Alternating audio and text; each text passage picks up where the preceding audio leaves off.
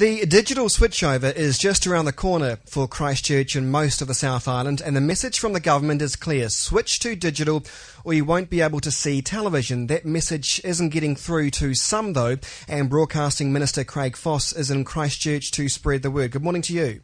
Good morning. Appreciate your time this morning. Minister, are you confident most people have got their act together when it comes to the switchover?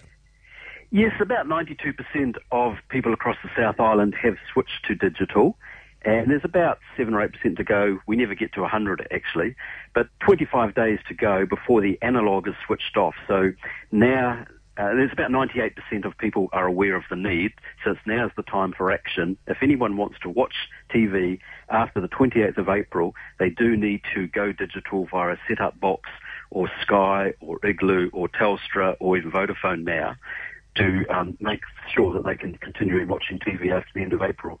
Are you happy with the speed of those switching to digital?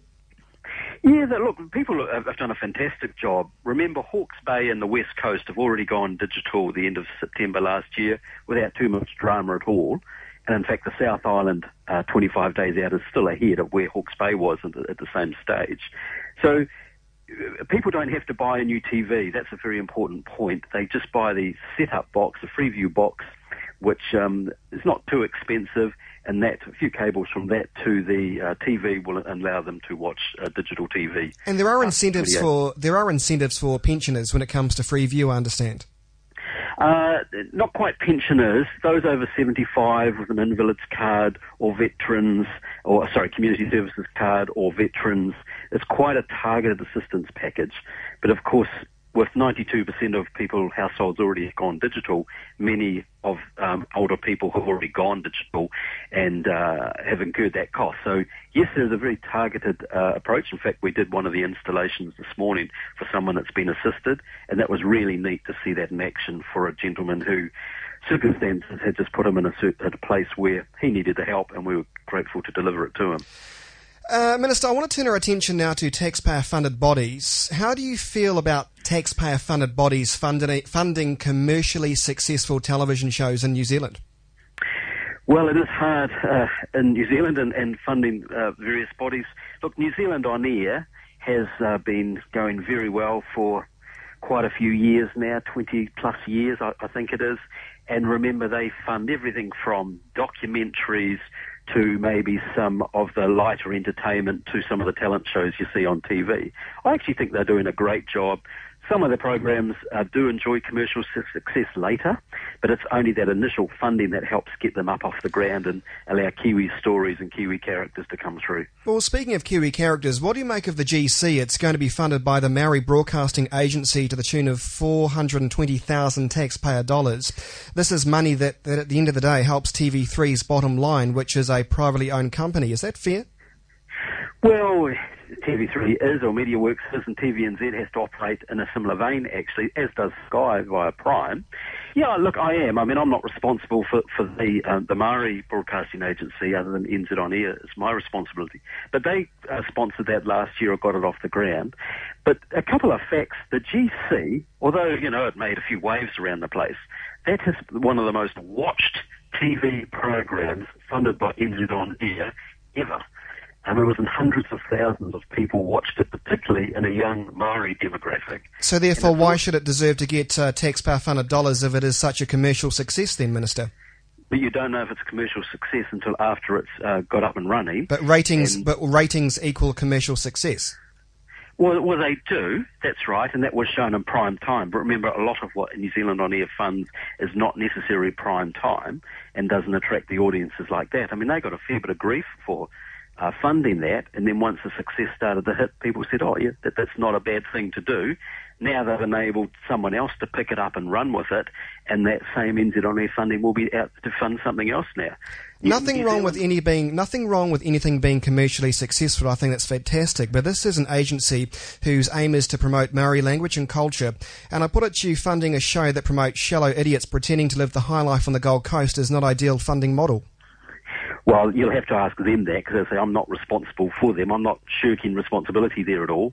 But that show had a huge amount of viewership and on-demand or time-shifting viewers after it started to go on TV. And sure, it's not everyone's cup of tea, and a lot of people started to look at it exactly as you did, but it got a whole lot of New Zealand stories into New Zealand households, and sure, some of the storylines initially got a lot of attention, positive and negative, but as the show progressed, actually some of the trueness of those characters started to come out.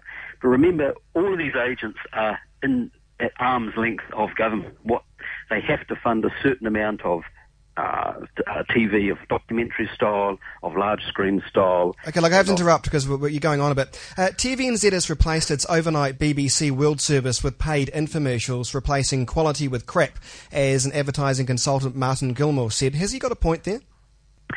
Well, I can understand his point, but much of that content is available on other channels or online. I mean, that's the challenge. Our traditional broadcast model of TV1, TV3 or whatever, actually now via the net, via YouTube, Google or whatever, and via digital TV, there's hundreds and thousands of different alternatives for people's eyeballs to watch. And so BBC and all these other ones are available in all sorts of sources. TVNZ made that decision, and so you have to talk to TVNZ about that, and if someone wants to call it that, well, so be it, but actually this content is still available elsewhere. When the government decided to force TVNZ to become a fully commercial operation, is this the sort of stuff they had in mind, replacing World Service News with low-grade infomercials, do you think? Well, when the government decided that TVNZ should be accountable for the funds that taxpayer puts into it, or the asset that it looks after on behalf of the taxpayers, it's very fair that they get the best outcome for those taxpayer dollars, which are locked into the TVNZ capital base and not spent elsewhere. That's a very, very fair proposition. So are you suggesting infomercials is the best use of taxpayer money then?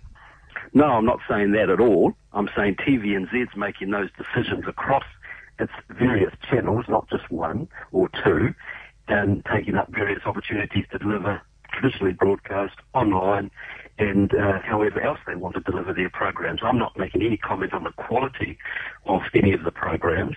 That's their decision. Are you remotely concerned about what is happening at TVNZ as a broadcasting minister? Sunday cut to 22 commercial half hours, replaced with a cooking show, BBC scrapped in favour of infomercial, 7 Sharp becoming a current affairs show hosted by a comedian. It seems to me, and a lot of people have said this to me as a former TVNZer myself, that TV3 seems to have picked up the journalism, and this is a privately owned company with more commercial imperatives that might be suggested than TVNZ. Yeah, well, I've heard those comments as well, and the point is, if I pick up on your point, is that TV3 obviously seen an opportunity there and picking it up. It's all about content, and if TV1 or TVNZ's making those kind of decisions, or so be it, they have to sink or swim by those same decisions, and they will watch their competitors as much as their competitors watch them. So no, I think TVNZ are doing a great job. My major concern is that they are fully prepared and able to look after the taxpayers' investment in themselves over this challenging digital environment.